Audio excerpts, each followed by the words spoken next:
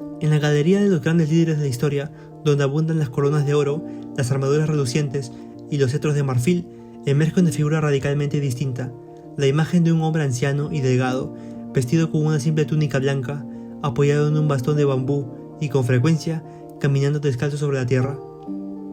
Mahatma Gandhi, el apóstol de la no violencia, comprendió como nadie que la revolución más poderosa no se construye con símbolos de opulencia, sino con actos de renuncia consciente, y su elección más personal, íntima y transformadora, la de quitarse las sandalias, se erigió en uno de los actos de mayor significado político y espiritual del siglo XX.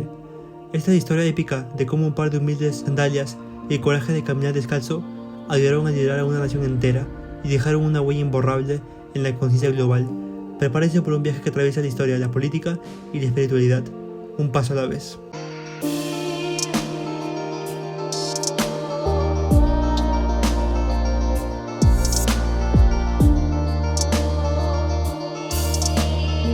Es crucial entender que Mohandas Karamchand Gandhi no nació como Mahatma, que significa gran alma.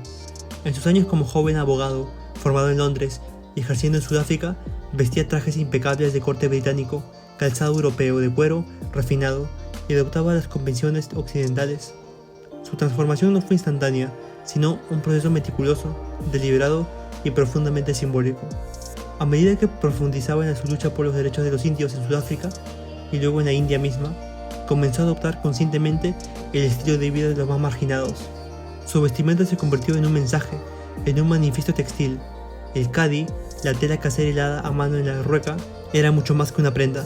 Era un potente grito de autosuficiencia económica, un boicot activo a los textiles británicos que estaban arruinando la industria local y un símbolo de unidad nacional.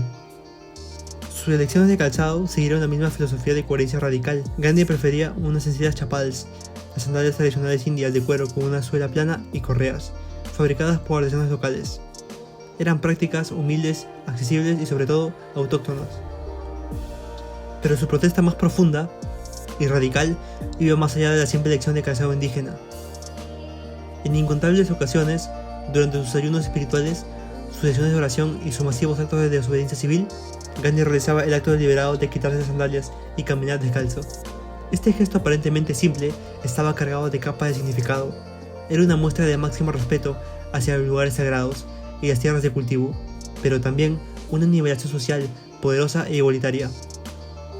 Al pisar la misma tierra desnuda, exactamente como el campesino más pobre, el dadito más marginado, se conectaba físicamente, tangiblemente con el pueblo al que servía.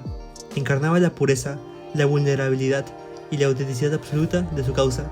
No había barrera, ni siquiera una suela de cuero entre él y la tierra de la que surgía su lucha. La filosofía de la no violencia de Gandhi, el satyagraha, la fuerza de la verdad, se basaba en actos de resistencia simbólica que eran visualmente potentes e imposibles de ignorar para el imperio y para el mundo. Sus largas marchas, meticulosamente coreografiadas para la excelente prensa global, eran teatro político divino. La histórica Marcha de la Sal de 1930, de 390 kilómetros desde Sabarmati hasta Dandi, es el ejemplo supremo.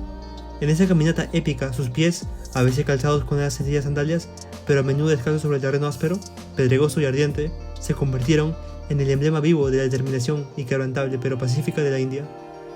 Frente a las botas militares británicas pesadas, foráneas y símbolo de una fuerza opresora y ajena, sus pies desnudos representaban la conexión orgánica, esencial, con la tierra madre.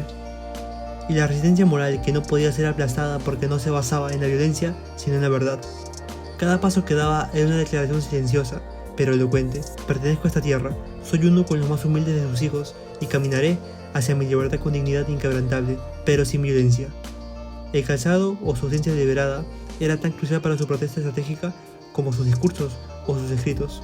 Una de las anécdotas más fascinantes y reveladoras del carácter de Gandhi involucra precisamente sus sandalias y un supuesto enemigo. La leyenda, ampliamente reportada, cuenta que durante una de las cruciales rondas de negociaciones con el gobierno británico en 1931, específicamente con el rey Lord Irwin, un periodista le preguntó a Irwin si no se sentía intimidado o subestimado por las simples y humildes vestimentas de Gandhi.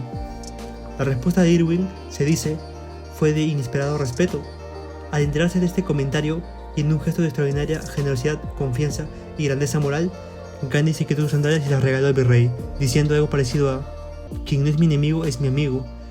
Estas sandalias son para un amigo. Este acto trasciende lo simbólico, es una lección maestra de desapego y humanidad compartida. Años más tarde, la historia de esas mismas sandalias, o un par muy similar profundamente asociado con esta historia, tomó un giro irónico. En 2009, un par de sandalias usadas por Gandhi fue subastado en la casa de subastas Mullocks en Inglaterra. El objeto en sí era de una simplicidad conmovedora: cuero gastado por el sudor y el tiempo, suelas desgastadas y marcadas por los miles de pasos dados en nombre de la libertad y la verdad. Su subasta, sin embargo, provocó una reflexión global, agridulce, sobre el legado de Gandhi y la ironía inherente.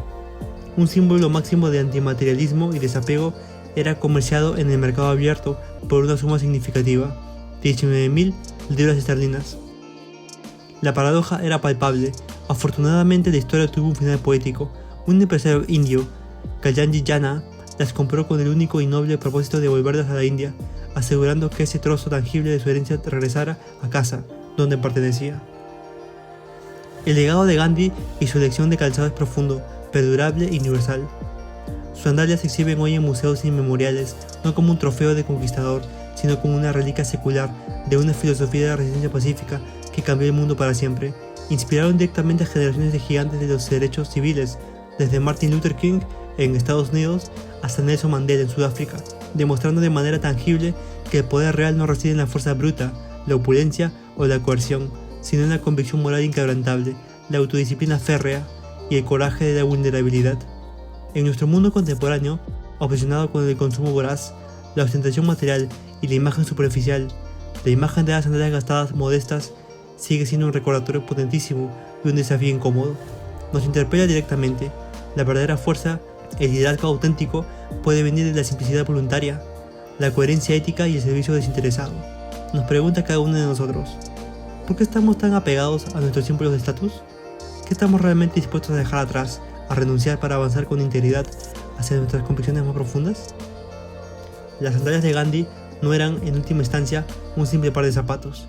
Eran una extensión física de su alma, un mapa de sus marchas por la libertad y un testamento silencioso, pero elocuente, de que los pasos más poderosos, los que realmente cambian el curso de la historia, a veces sean descalzos, en absoluta vulnerabilidad y con una determinación perfecta e inquebrantable.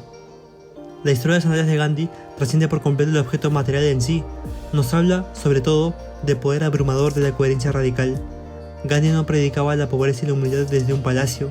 Su vida era su mensaje encarnado, y su calzado era una parte integral e inseparable de ese mensaje.